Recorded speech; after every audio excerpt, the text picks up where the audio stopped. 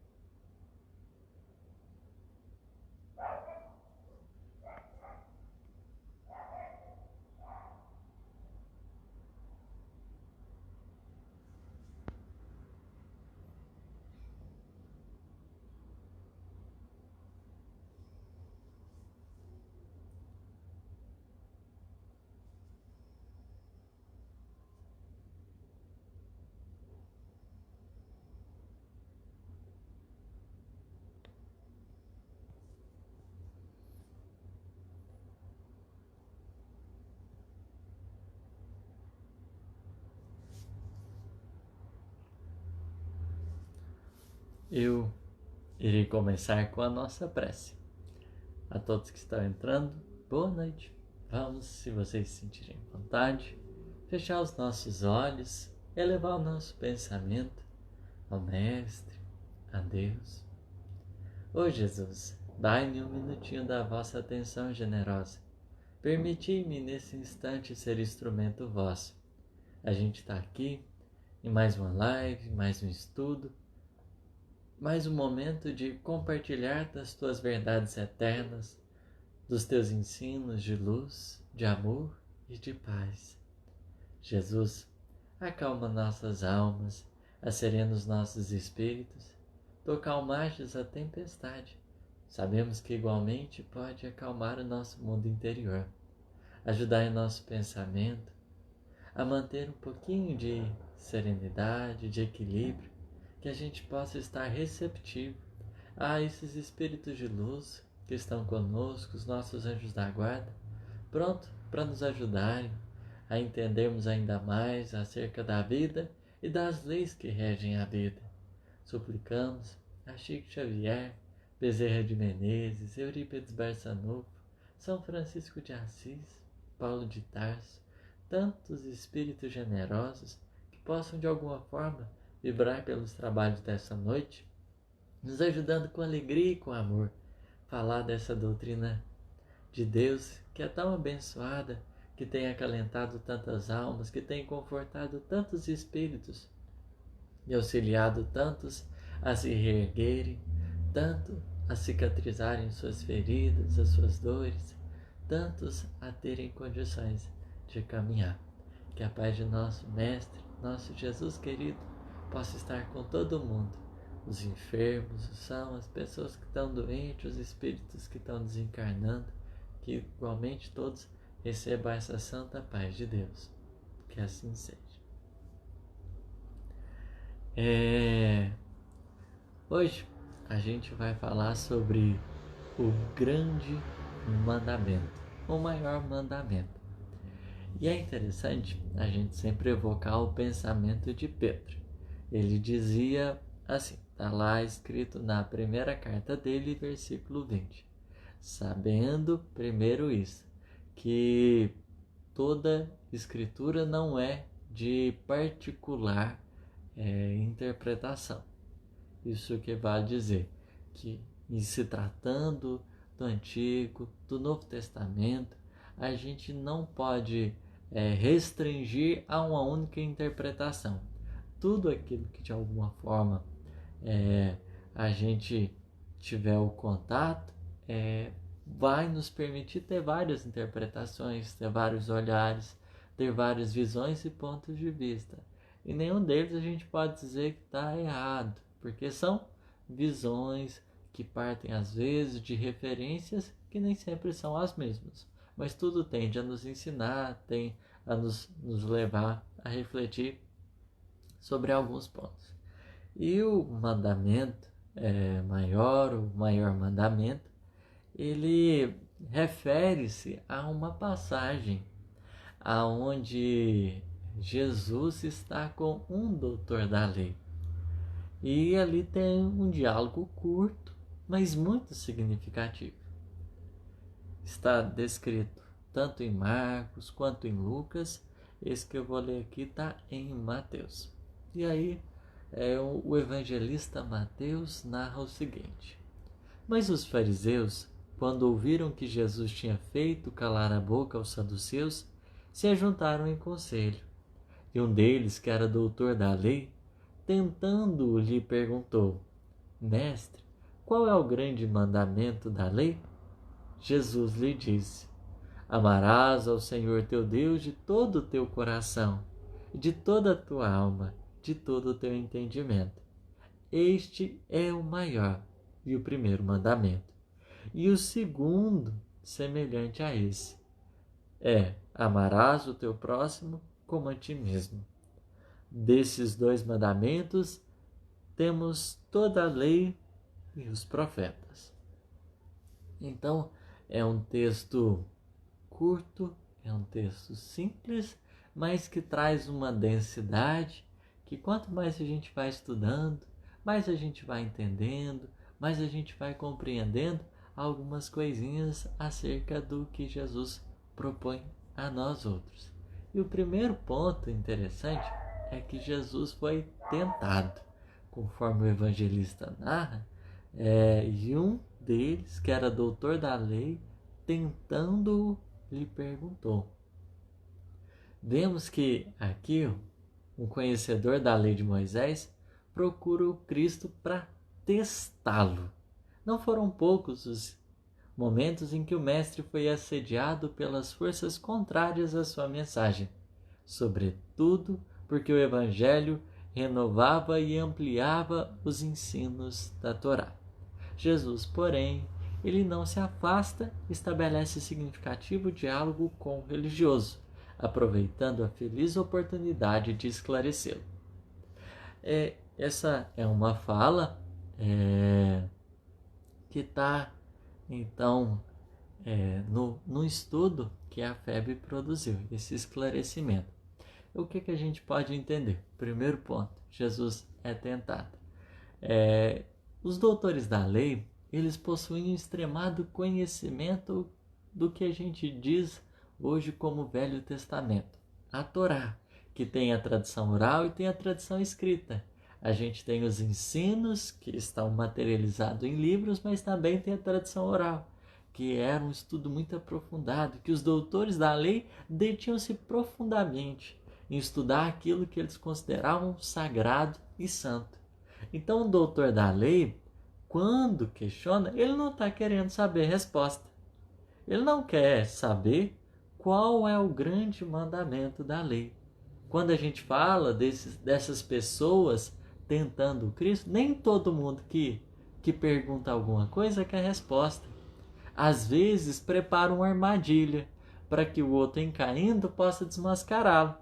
E se o doutor da lei é alguém tão preparado, é alguém que tem tanto conhecimento, qualquer coisa que Jesus propôs, tivesse colocado ali, e que não fosse de acordo com aquele doutor da lei, que aquele que é de alguma forma uma autoridade nos textos, tudo aquilo que Jesus tivesse proposto, diferente do que o doutor da lei até então tinha conhecimento, ele poderia desmascarar Jesus.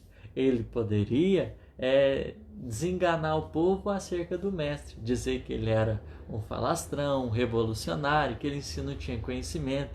Se ele fosse realmente de Deus, ele entenderia os ensinos tragos por Deus, já então depositados naquela época. E aí, o que acontece? Jesus, ele tem uma sabedoria muito grande. Então Jesus não cai. O Cristo já havia sido tentado em outros momentos. A gente tem uma passagem simbólica, que é aquele instante que ele é levado para o deserto. Jesus é tentado 3 vezes pelo dito diabo. E ali ele resiste a todas as tentações que eram-lhe feitas. A gente sabe que um espírito puro chegado a uma determinada condição, ele não erra, ele não falha. Então não tem nenhuma má tendência para ele cair, para ele quedar, porque ele já se mantém de pé, ele já está tranquilo, ele não mais falha, ele não mais erra. Então, em se tratando de Jesus, o Cristo não falha. Mas pensemos nós, todos nós somos tentados diariamente. A gente não é tentado, não é por vezes naquilo que a gente muitas vezes é bom, aquilo que a gente já tem concretizado. Às vezes é nas coisinhas que a gente está tentando aprender, mas que aí de repente desanda de uma hora para outra. É a paciência que a gente está querendo desenvolver, mas aí sempre chegam os estresses, as coisas que acontecem e a gente acaba explodindo. A gente também é tentado. Por vezes a gente recebe as investidas do mal no comentário de alguém, que a gente tem que assim trabalhar o nosso mundo íntimo, porque senão acaba virando um azedume, uma contrariedade muito grande que beira ao desejo de vingança. A gente escuta a frase e de repente surge aquele desejo de descarregar um caminhão de coisa que às vezes não vai ser tão boa para aquela pessoa. Todos nós somos tentados. Às vezes é na alimentação, a gente não está sabendo lidar com a nossa ansiedade, essa ansiedade ela vai trazer uma compulsão, aí de repente a gente está comendo e não está vendo. O prato em si, ele não representa em si o mal, mas ele só vai instigar aquilo que existe dentro de nós. E é interessante a gente pensar que se a gente tiver alguma coisa para de alguma forma ser tentado, se a gente tiver alguma tendência inferior, aquilo ali vai vir à tona. Como Jesus não tinha, ele estava limpo, estava tranquilo, seguia em paz. Ele olhava para as pessoas que o tentavam com um olhar de compaixão. Porque, vamos dizer assim, quem nos instigar ao mal merece muito mais compaixão e piedade do que o comentário negativo. É uma pessoa que está agindo de forma infantil. O espírito, quanto mais se eleva, mais maduro ele fica, mais ele lida com o bem de forma prática, de forma objetiva. Os espíritos imaturos não, eles estão assim, muitas vezes ligados ainda a uma infantilidade, a um egoísmo muito grande. Vai dizer lá no livro Ação e Reação que o bem traduz-se com a felicidade de todos. Agora, o mal é o apego ao bem próprio. Então, vamos dizer assim, se eu simplesmente devoto a mim mesmo, a minha própria felicidade, nesse egoísmo feroz aí se encontra o mal. Mas o bem, para alcançá-lo, seria expandir a minha alma através do pensamento, do sentimento, onde eu já consigo notar os outros. Aí a gente começa a enquadrar no bem. Como esses espíritos que ainda de alguma forma querem tentar, encarnados ou desencarnados, querem nos tentar, eles igualmente mostram a fragilidade. Só que aí é importante a gente ter atenção, porque se alguma coisa dentro de nós mexe, se a gente, por exemplo, quando alguém vem com a malícia, a gente fica meio assim, irado, muito contrariado, pode ser que aquilo ali ainda esteja falando alguma coisa de nós, que a gente não quer aceitar, que de alguma forma a gente não quer olhar. E aí é um momento que a vida, de alguma forma, pode estar nos dando para a gente se atentar àquela questão, para a gente olhar para aquilo que as circunstâncias estão pedindo. O segundo ponto, depois de Jesus ter sido tentado, é a sabedoria dele. Entender que só lobo cai em armadilha de lobo. Como disse, se eu não tenho nenhuma má tendência, não vai haver nenhuma tentação que vai me fazer cair. Mas se eu tenho, a armadilha pode servir. E Jesus, ele analisa profundamente as intenções das criaturas. Ele tem um campo de visão que vai além da matéria. Então ele examina o ser de uma forma mais integral. Ele o conhece. E por isso mesmo, a forma dele se manifestar é verdadeira. Como o doutor da lei era uma autoridade, ele não queria saber a resposta. Ele estava ali mesmo para preparar a armadilha. Mas Jesus mostrou que ele sabia. O Cristo demonstra que ele sabe. Então, ele vai dizer na resposta: amarás ao Senhor teu Deus de todo o teu coração, de toda a tua alma e de todo o teu entendimento. E vai referir também a um segundo mandamento: amarás o teu próximo como a ti mesmo. Aqui ele traça 2 mandamentos que a gente poderia resumir: a lei e os profetas. Mas será que Jesus está inventando isso? Será que o Cristo estaria propondo uma questão nova? Aí quando a gente vai olhar um pouquinho, quando a gente vai estudar um pouquinho, a gente vai ver que, na verdade, tanto o primeiro mandamento que ele fala, quanto o segundo, eles estão referenciando o Velho Testamento. Ou seja, o doutor da lei, ele tinha um conhecimento profundo do Velho Testamento. Ao Jesus falar aquilo ali, vai dar uma sossegada nele, porque ele está percebendo: olha, Jesus estuda, ele tem conhecimento, ele está falando com propriedade. Não é alguém que está avesso à cultura, é alguém que está investido de uma sabedoria muito grande, de uma sabedoria muito perfeita. A fala, amarás o Senhor teu Deus de todo o teu coração, de toda a tua alma, de todo o teu entendimento, está em Deuteronômio, capítulo 6, versículo 5. E o amarás ao teu próximo como a ti mesmo não é de Jesus, já está lá nas escrituras antigas. Quando a gente fala, não é Jesus que trouxe essa ideia. De alguma forma já estava nas páginas antigas instruindo o povo. Ele estava lá em Levítico 19, capítulo 19, versículo 18, aonde está dito assim: não procures vingar-te, nem te lembrarás da injúria dos teus concidadãos. Amarás teu amigo como a ti mesmo. Eu sou o Senhor. Então a recomendação é mais ou menos parecida, mostrando que Jesus tinha um conhecimento muito grande acerca daquilo que era falado. Porque os espíritos superiores, eles observam uma coisa: eles sabem que, igualmente a natureza, o espírito é regido pelo espírito de sequência e gradação. Tudo acontece de forma lenta, gradual, mas tendo uma sequência, tendo um raciocínio, base que orienta e que direciona. Jesus já em outro momento havia dito: não penseis que eu vim destruir a lei e os profetas. Eu não vim destruir, eu vim cumprir. Na primeira revelação, a gente tem a questão de Deus revelada a nós outros com uma sabedoria muito grande. Moisés ali vem, além do trazer o monoteísmo, ele vem trazer essa ligação do povo com Deus.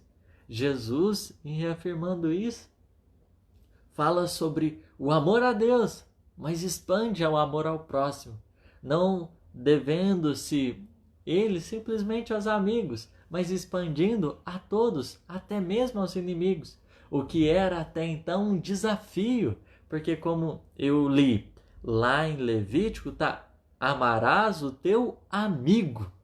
E aqui, o que acontece? Jesus vai além: amarás o teu próximo. E Emmanuel, em se tratando do próximo, vai nos ajudar a entender que o próximo é o irmão mais próximo que a gente se encontra junto na caminhada.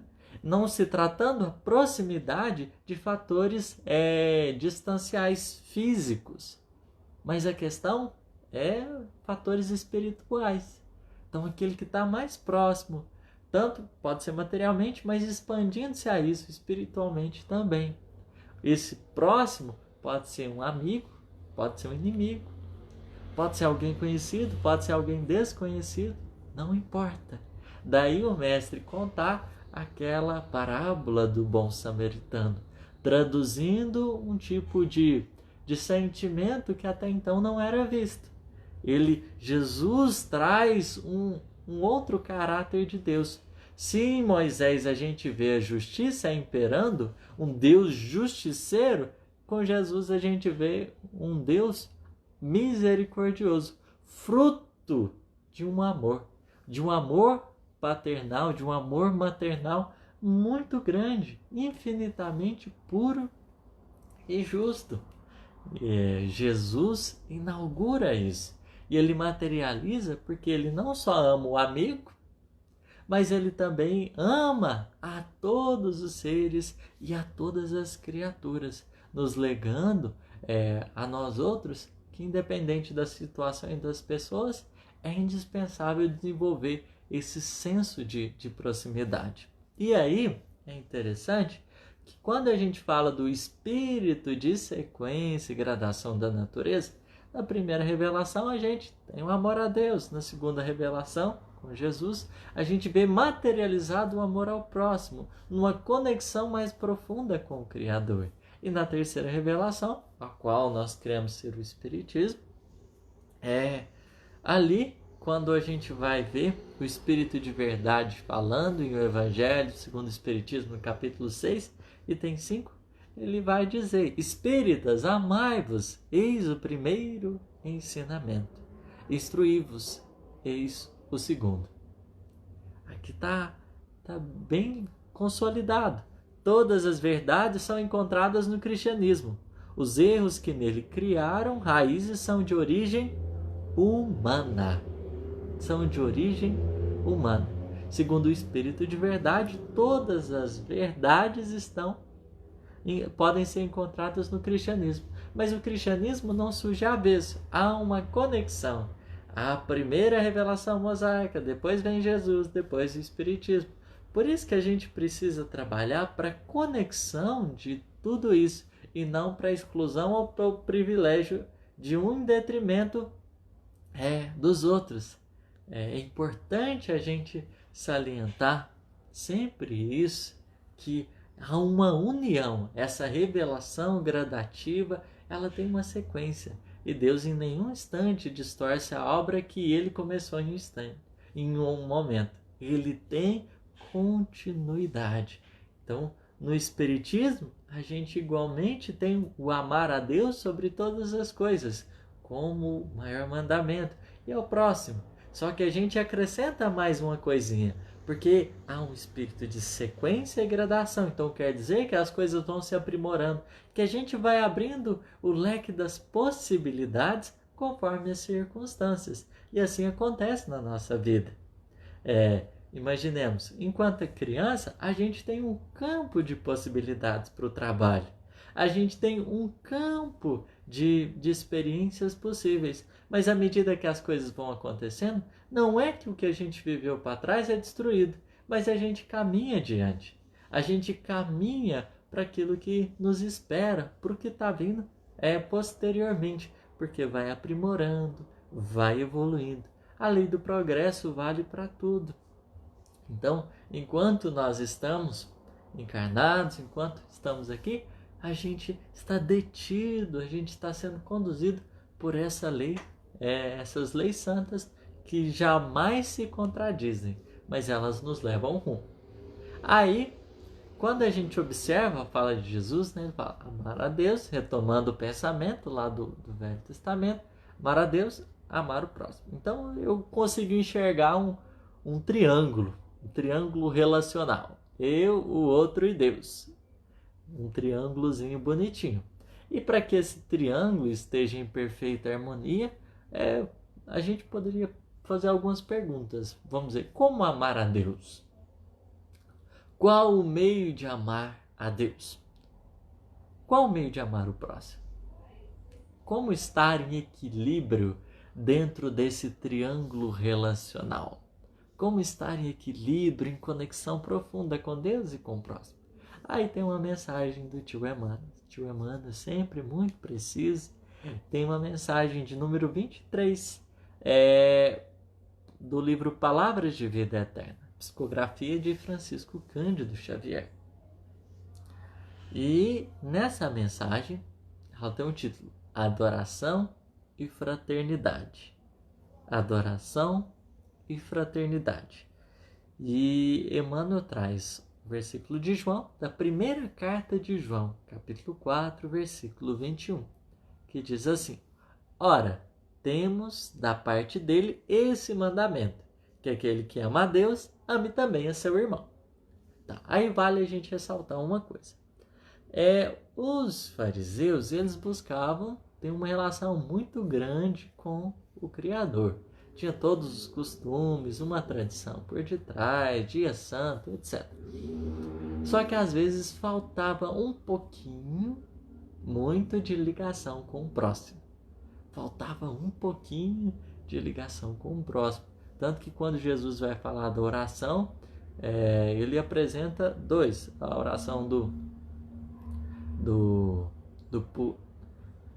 fariseu e a oração de uma outra pessoa, que era pecadora, vista como pecadora. Aí o fariseu meio que se coloca como superior. Ele fala: graças a Deus que não sou como esse, pecador e tudo.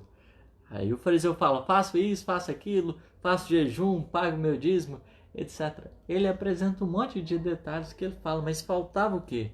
Um ponto, um elo de ligação com o próximo. Porque para a gente estar em perfeito equilíbrio com a vida, é preciso a gente pensar nesse triângulo. Nós, eu, o outro e Deus. Então, Jesus trazendo um afeto, o amor materializado, ele ama de verdade o próximo. Ele ama de verdade o próximo. Lá com Moisés a gente vê uma adoração muito profunda a Deus. Mas com Jesus a gente já vê tanto a Deus quanto ao próximo acontecendo. Porque a gente não pode esquecer dos outros. Para nos aproximar de Deus, a gente não se afasta dos outros. Porque o movimento de aproximação com Deus é igualmente de comunhão com as criaturas. Daí a gente vê Francisco de Assis, daí a gente vê Francisco Cândido Xavier. São pessoas que abrem o coração para o quê? Para a fraternidade, para que haja um movimento de comunhão muito grande.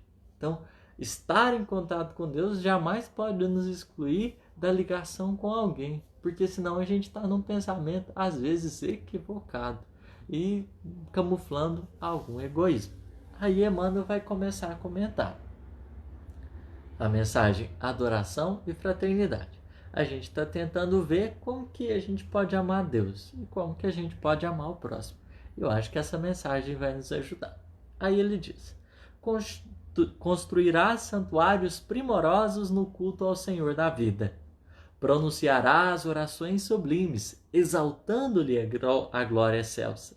Tecerás com cintilações divinas a palavra comovente e bela com que lhes definirás a grandeza. Combinarás com maestria os textos da Escritura divina para provar-lhe a existência. Exibirás dons mediúnicos dos mais excelentes, de modo a falares dele, com eficiência e segurança, às criaturas irmãs. Escreverás livros admiráveis, comentando-lhe a sabedoria.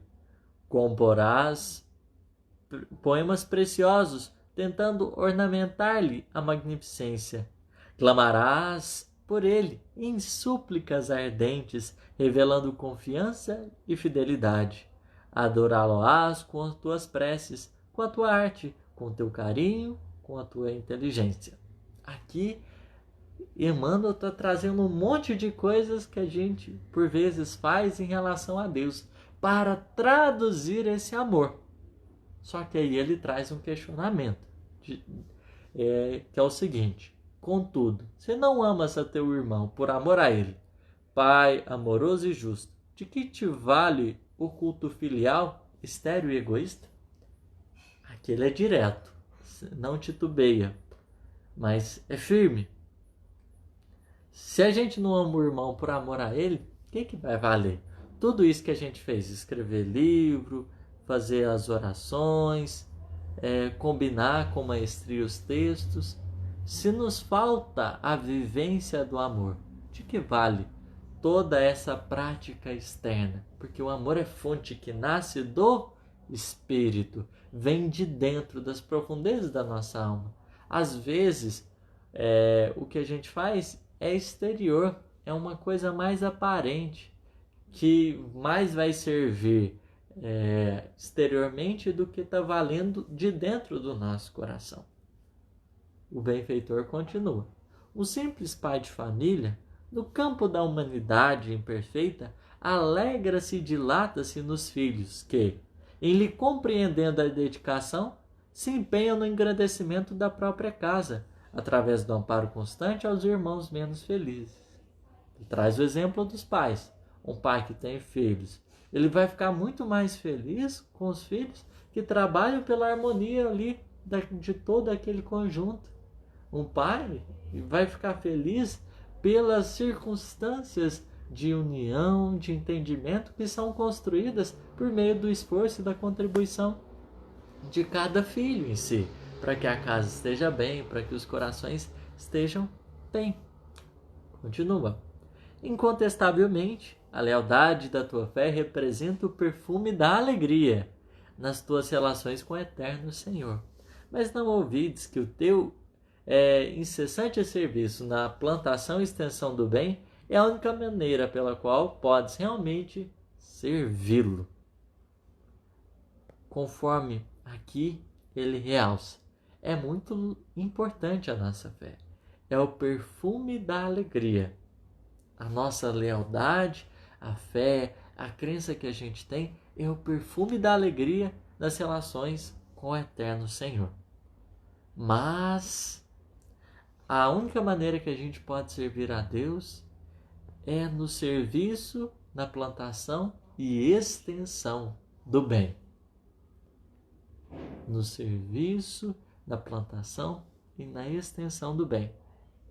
Seja qual for a igreja em que externas a tua reverência à majestade divina, guarda, pois, a oração por lâmpada acesa em tua luta de cada dia. Mas não te esqueças de que somente amparando os nossos irmãos inexperientes e frágeis, caídos e destitosos, é que de fato honraremos a bênção de nosso Pai. Emmanuel aqui, ele acho que nos responde a pergunta: como amar a Deus? Como amar o próximo? Na verdade é uma coisa mais ou menos que só, né? Por mais que a gente tenha a fé, tenha a crença, independente da qual seja ela, o indispensável se faz no vivenciar do amor, que se traduz no espírito de servir, no espírito de ajudar, no espírito de amparar, no espírito de estar com os outros, fazendo o melhor possível para aqueles que nos cercam.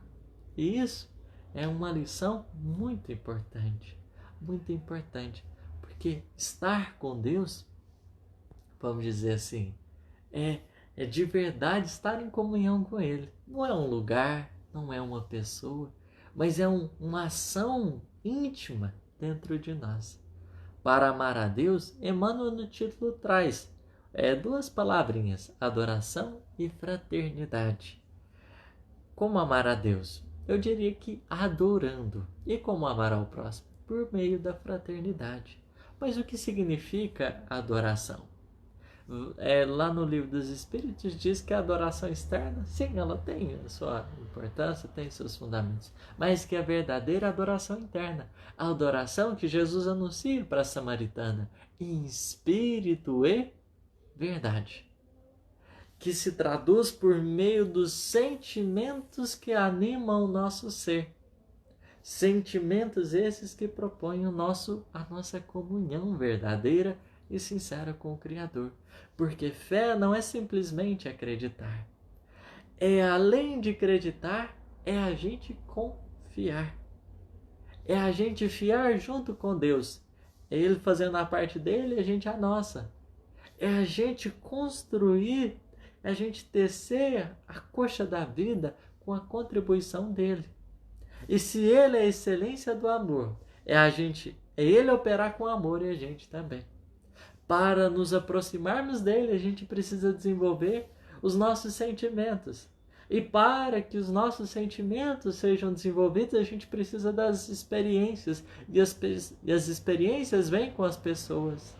É encarnando no mundo que a gente tem as experiências da diversidade, da pluralidade. E é na pluralidade que a gente vai tornando esse amor cada vez mais robusto o nosso discernimento, a nossa sabedoria em conduzir as nossas escolhas, em construir os nossos passos. É por meio disso que a gente vai evoluindo, que a gente vai adiantando-se. Ser fraterno é o que é necessário para nós estarmos amando, estarmos bem com esse triângulo em relação ao nosso semelhante. Sermos irmãos. E tem uma história, eu não me lembro bem, tem um tempinho já que escutei, me perdoem se eu estiver errado, mas é que me surgiu aqui.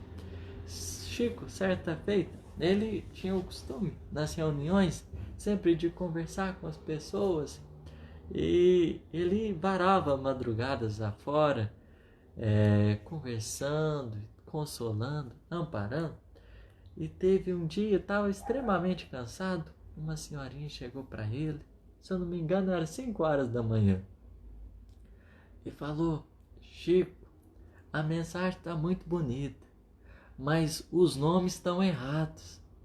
Não, os nomes não batem com a pessoa que eu perdi. Não bate.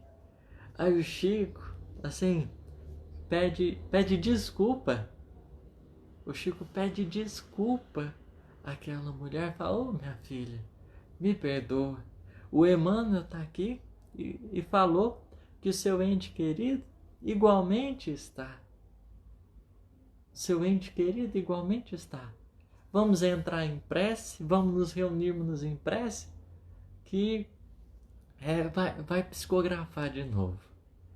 Aí, ali naquele momento, já de madrugadazinho, o dia quase chegando, sentaram, todos estavam ali, os que se encontravam presentes, movimentaram o pensamento de bem, o pensamento de amor, e Chico psicografa.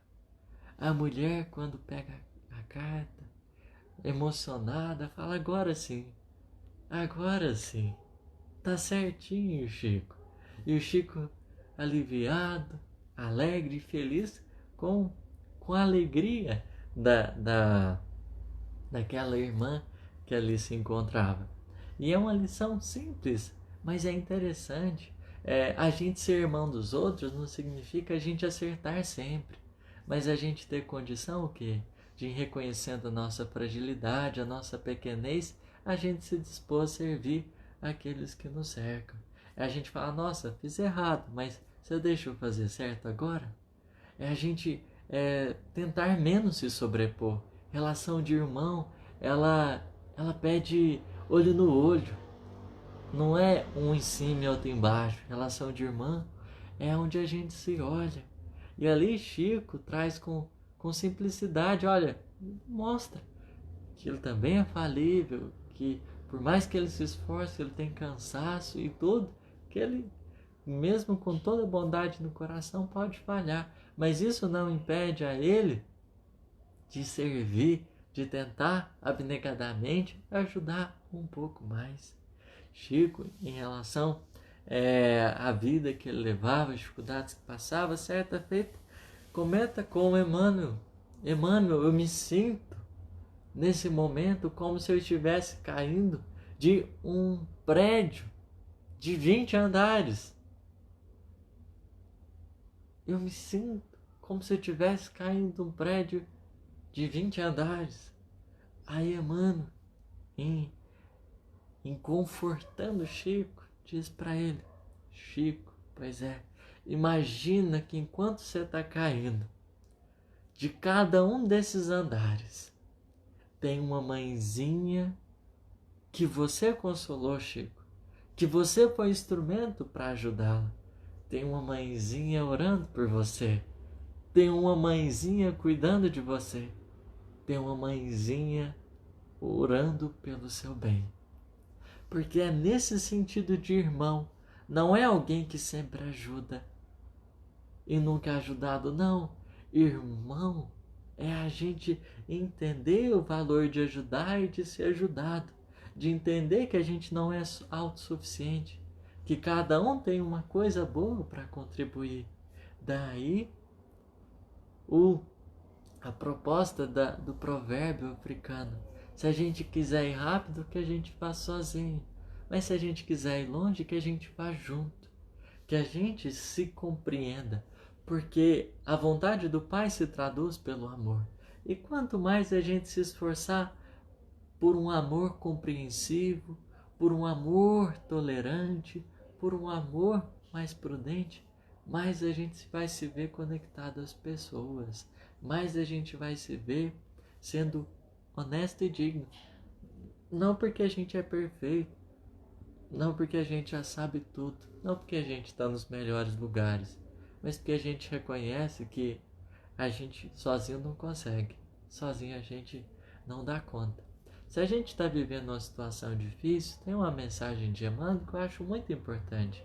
Ele diz, o título dela é Por Amor a Deus. Ele recomenda que a gente faça tudo que a gente fizer aos outros, ao nosso próximo, por amor a Deus.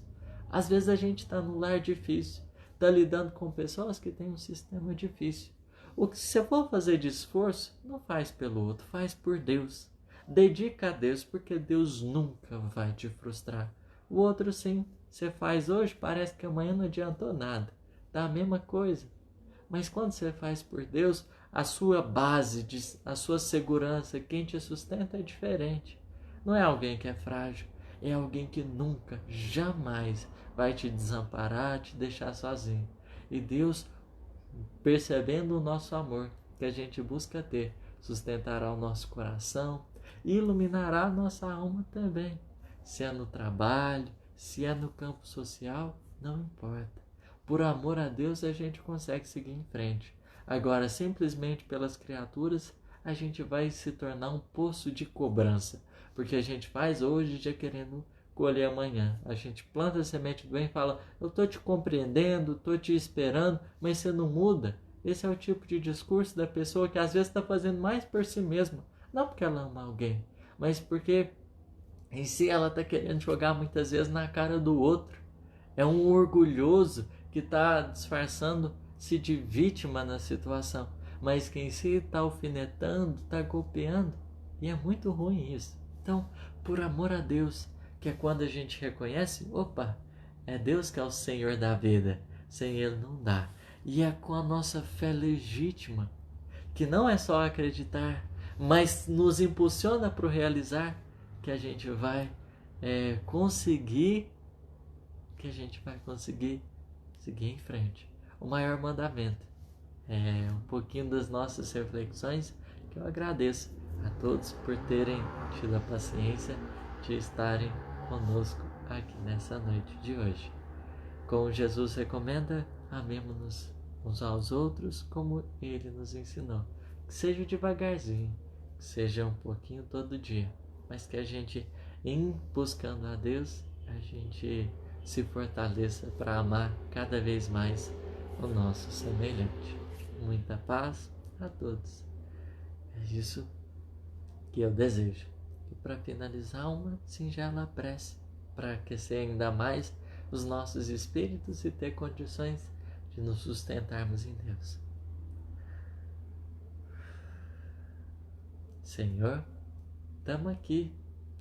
O Senhor é nosso Pai, nunca nos desamparou, está por toda parte, em todos os lugares. Pai, na hora de ver, eu apenas preciso enxergar, porque eu sei que o Senhor nunca me deixou sozinho, nunca deixou nenhum dos meus irmãos sozinhos. O Senhor sempre se mostrou presente. Às vezes é porque eu não soube olhar. Às vezes é porque eu não soube ter a gratidão necessária. Oh Pai, me conceda esses olhos de ver, para que assim eu consiga ver, no palco da natureza, na beleza de tudo, o Teu amor a transparecer. Que eu possa apreciar melhor o brilho do sol e a sua vivacidade com que declara o novo dia. Que eu possa, igualmente, ao respirar o ar, munir-me de forças para recomeçar, permitindo que as forças, as energias do alto habitem em mim, sendo combustível para que eu consiga trabalhar. Senhor, me permita ter olhos de ver, para que eu veja a beleza estampada nas flores, como em cada rosto, em cada pessoa, seja no olhar de uma criança, seja no sorriso de alguém, conhecido ou desconhecido, não importa. Pai, me permita enxergar o bem. Cuida, Senhor, cuida dos meus, cuida dos nossos, cuida dos teus. Somos todos filhos vossos que suspiramos vosso amor. Temos nos nossos momentos de dor nossa mais íntima necessidade de Ti, porque sem o Senhor não dá para seguir. Oh Jesus, vem, luz divina, alcança as nossas almas nessa estrada peregrina, onde todos nós estamos aprendendo a engatear. Sedenta no Senhor com a água da vida, dai-nos o pão do amor, porque por Ele, ó Senhor, é que estaremos fartos para caminhar. Obrigado por tudo, por todos, pela alegria de pensar que jamais sozinho vou estar, sempre podendo contar contigo. Que assim seja. Amém. Boa noite a todos, obrigado e até mais.